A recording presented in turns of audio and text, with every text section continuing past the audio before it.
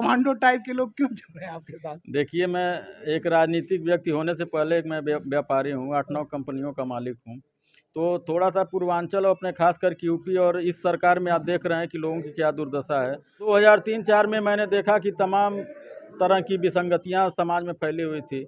बहुत से हमारे ही कास्ट के लोग थे जो चौरसिया लिखने से डरते थे। जो दलाली-उलाली चलती है वो सारा बंद करा दिया जाएगा और चलने नहीं दिया जाएगा। नमस्कार, चौथा स्तंभ यूपी न्यूज के चुनावी यात्रा में आप सभी का स्वागत है।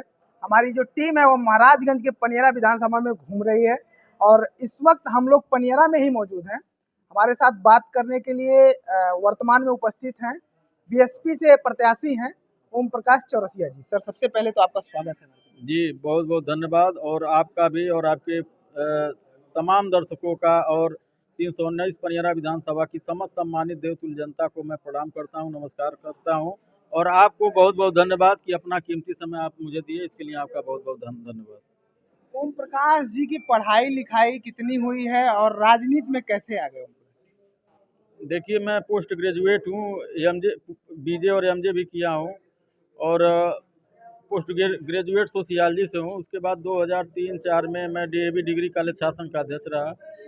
उसके बाद 2010 से 2015 में मैं जिला पंचायत सदस्य रहा और तभी से मैं लगातार राजनीति में सक्रिय हूँ और सन 2000 से मैं बसपा का सक्रिय सदस्य हूँ और बहन जी का आशीर्वाद अब जाके मिला और उन्हीं के आशीर्वाद की बदौलत आज 319 पनियरा विधानसभा के समस्त सम्मानित देवतुल्य जनता के बीच में हूँ और उन लोगों का पास अपार जन समर्थन मिल रहा है।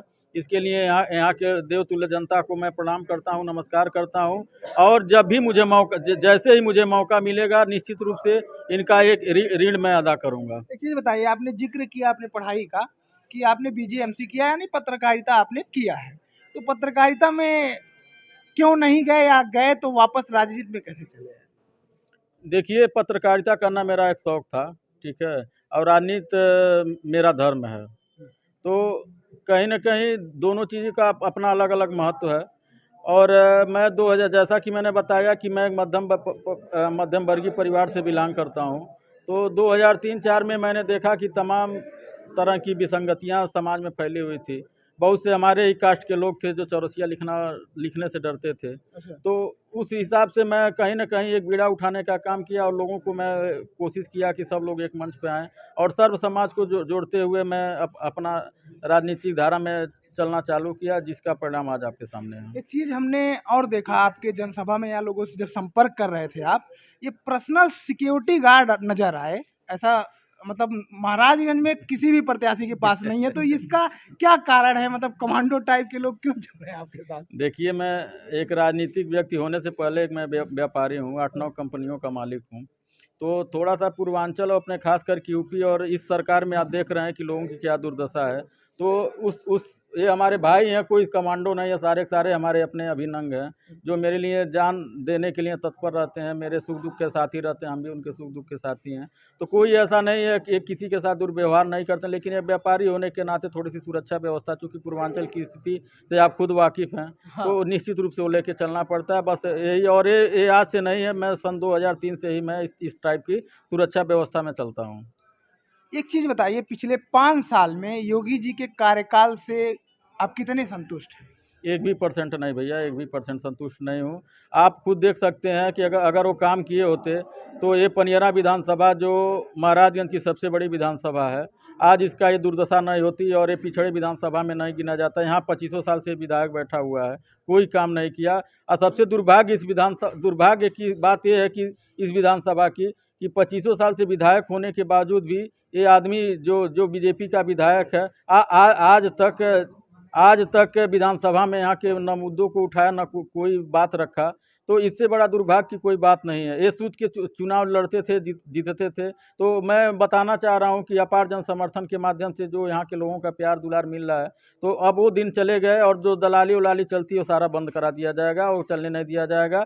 और जो यहाँ पर सबसे बड़ा विकास के मुद्दे पे यहाँ पे तो कोई काम ही नहीं हुआ है। तो यहाँ पे अगर हम विधानसभा में जाते हैं तो तहसील सबसे प्रबल मुद्दा होगा। उधर अकटहवा साइड का जो बंधा एरिया है, बंधा जर्जर है, उसको दुरुस्त कराया जाएगा ताकि लोगों को बाढ़ से निजात दिलाया जा सके।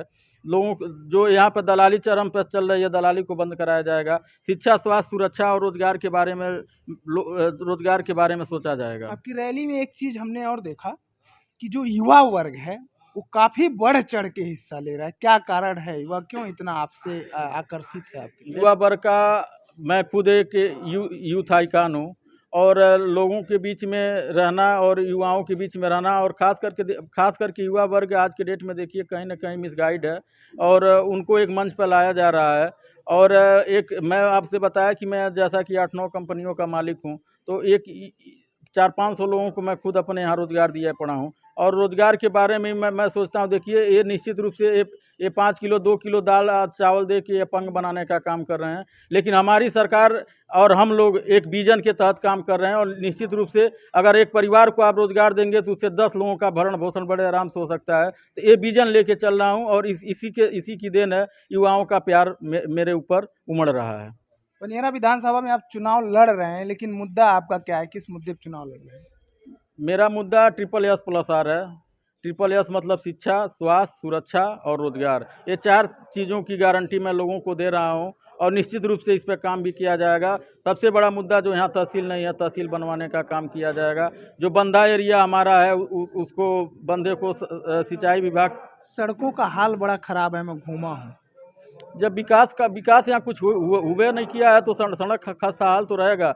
वो भी सड़क जो भी बनी हुई है 2007 से 2012 के बीच में, जब हमारी बहन जी की सरकार थी, चाहे मुख्यालय की स्थापना हुई, चाहे कोई भी स्थापना हुई, चाहे सड़क बनी, जो भी हुआ तभी का हुआ पड़ा, उसके बाद कोई काम नहीं हुआ। ये तो विधायक खाली सोते रहते हैं, जनता के बीच में थोड़ी रहते हैं। अगर जनता के बीच में रहते तो आज इतना उनको मेहनत नहीं करनी पड़ती। तो निश्चित रूप से मैं आपके माध्यम से बताना चाह रहा हूँ कि इस विधानसभा के एक आदमी को मैं विश्वास दिलाना चाह रहा हूँ, अगर आपका भाई, आपका बेटा, आपका भतीजा विधानसभा में जाता है तो निश्चित रूप से एक मॉडल विधानसभा के तौर पर इस विधानसभा को मैं बनाऊंगा। एक चीज़ बताइए, बहन जी से संबंधित हमारा सवाल है। बहन जी ने यूपी विधानसभा में जो पत्ता है बड़ा ही लेट से खोला है, तो लोग विपक्ष जो है वो आरोप लगा रहा है कि अगर बहन जी की सीटें अच्छी आ जाती हैं या जो भी हो, विपक्षी आरोप लगाएंगे ही, तो वो भाजपा के साथ चली जाएंगी और भाजपा की बी टीम है।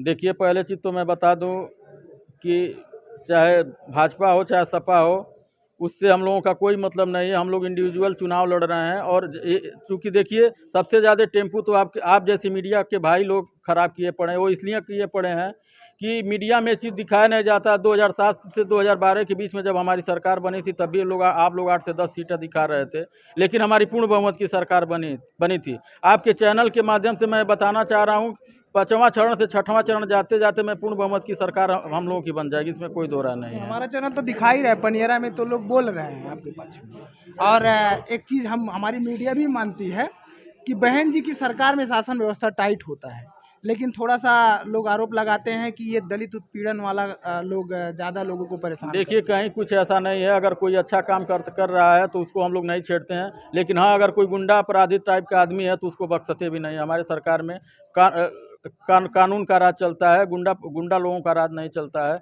और जो आप कह रहे हैं उत्पीड़न, तो ऐसा कहीं नहीं है।